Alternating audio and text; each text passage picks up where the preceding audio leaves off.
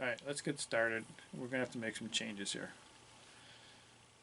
Hello, good evening.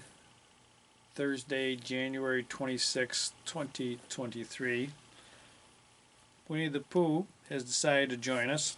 I thought he'd just be a happy, fun guy, but he's like a pretty demanding character, right? So he doesn't want to just be shown like just by himself. He wants to have like a candle type of thing here. He wanted to have like some incense burning, which is like getting in my nose, making me hard to breathe. So I don't know how long it's gonna last, but he agreed to talk about. Hmm, I left that paper upstairs with the words on it. Anyways, these are kind of like uh, uh, a Kegel exercise, a root lock for those in Kundalini and similar type of. I think it's Mulbanda type of uh, mudra for Ayurvedic. But this was from the Ayurvedic consultant, and this was to address prostate urinary issues of older men, or not so old men. So I'm just gonna, with the help of Winnie, describe those and my concerns with those. So the first exercise is to uh, pull in the anal sphincter muscles, like you're trying to prevent a bowel movement. And the directions say to hold that for like for a couple minutes, which concerns me. So we'll talk about that. And then the other exercise is kind of like I guess they call it a Kegel, whatever.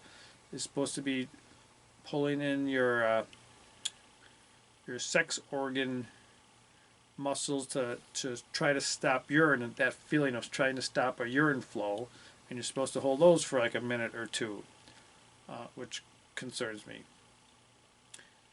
And I'll share more about that in a minute.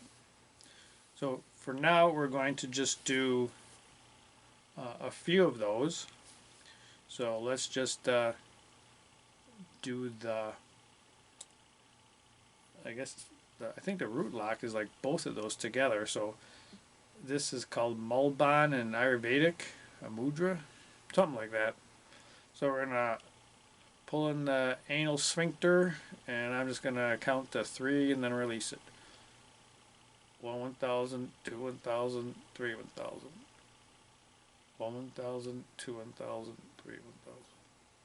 I'm gonna do a count to four. One 1,000, two 1,000, three 1,000, four 1,000. Gonna release for a count of four. One 1,000, two 1,000, three 1,000, four 1,000. So it looks like Winnie the Pooh's doing pretty good through all that. He's not having any concerns. Let's try the same thing with the Kegels. We're gonna pull in the. Gonna try to stop the urine flow for 3 seconds. One 1,000, two 1,000, three 1,000. Release. One 1,000, two 1,000, three 1,000. Let's do a count of four. One 1,000, two 1,000, three 1,000, four 1,000. Release for a count of four. One 1,000, two 1,000, three 1,000, four. Okay, so I usually do 3 seconds, 4 seconds, 5 seconds, and then I relax some. Uh, hasn't hurt anything. Perhaps things, I guess it's least less worrisome having to go frequently and so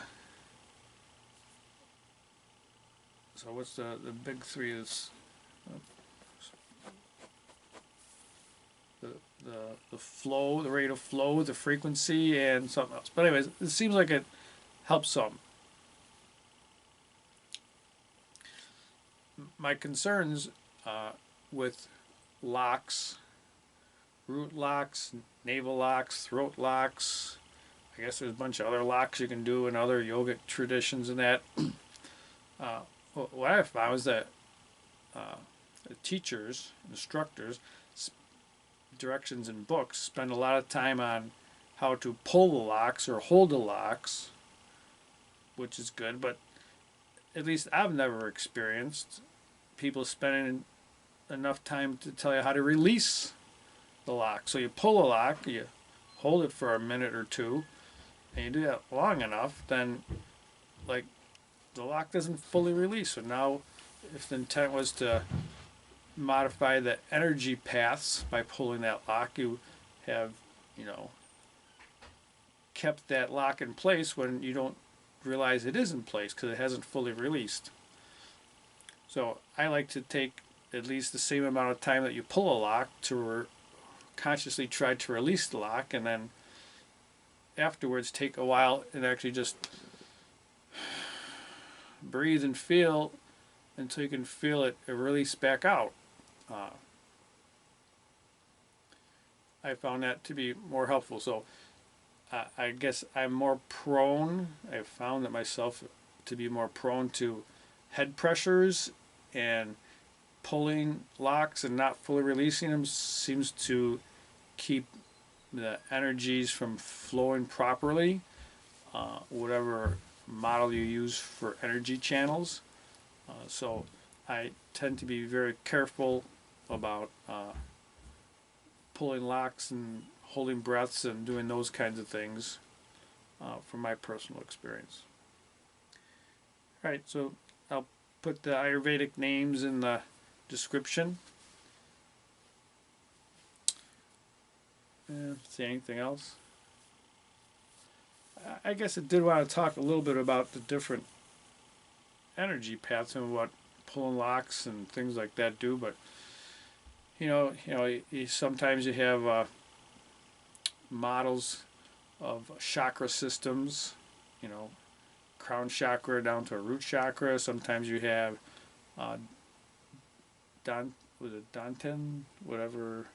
Dantian energy in the navel area. Sometimes you have, the three channels, the left channel, the right channel, the middle channel energy. Sometimes you have energy cycling up the back of the body, down the front of the body. Sometimes you have models where the energy comes in from the heavens through the crown, out through the root, the feet, back down through Mother Earth, and then some they come back up through Mother Earth, through the feet, the root, and out the crown to the heavens, like a transmitter or a receiver or converter of energy. You have 10 body systems where you have all these other, physical body, mentally, emotionally, your etheric bodies, negative, positive, neutral mind bodies. I don't know all of them. So they're all different types of systems, I guess, as well as like the acupuncture, acupressure. So you have those kind of meridian systems. So when you pull a lock, you're like physically moving some muscle, but the intent of that is to change the flow of the energy in whatever model you use for that. So depending on what model you use, different locks seem like they could be affecting different bodies, different channels, different connections to other spaces. So it seems like it really warrants a better description of not only how to pull locks, but how to release locks in whatever system you're using, so that you're, I don't know, I guess that's the end of that discussion thread. That seems like it's all it wanted to come up to mention. All right, from Winnie the Pooh, our most demanding guest yet, has to have all these things in there to be part of the presentation.